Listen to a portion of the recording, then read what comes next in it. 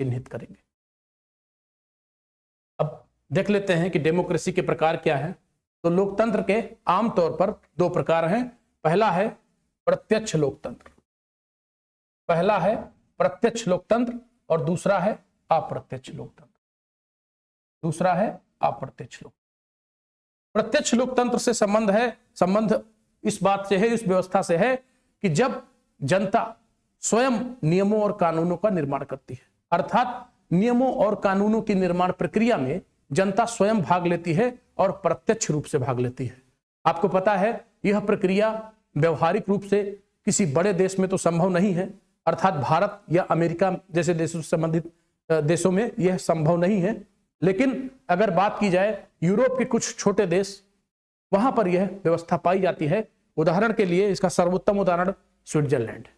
Switzerland में उनके जो राज्य हैं, खंड हैं, उनको कैंटन कहा जाता है। स्विट्जरलैंड में जो कैंटन्स होते हैं, जैसे हमारे यहाँ स्टेट्स को राज्य कहा जाता है, स्विट्जरलैंड में कैंटन कहा जाता है। और कैंटन में जो जनता है वह अलग अलग कैंटन्स में रूल बनाती है, नियम बनाती है, एक सभा में एकत्र होकर।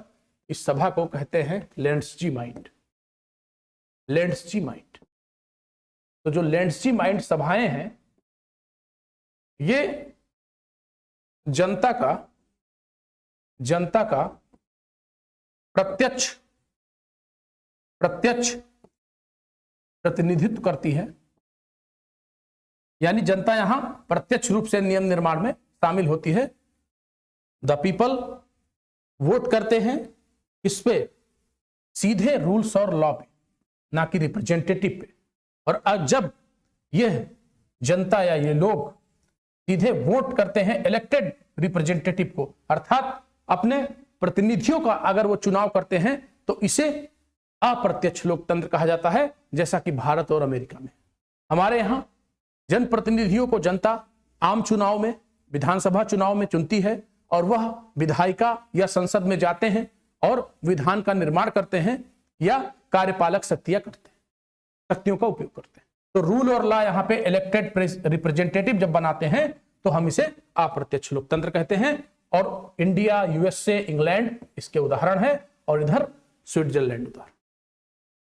ये यूएसए के दो राज्य हैं जहां पे नॉर्थ डकोटा,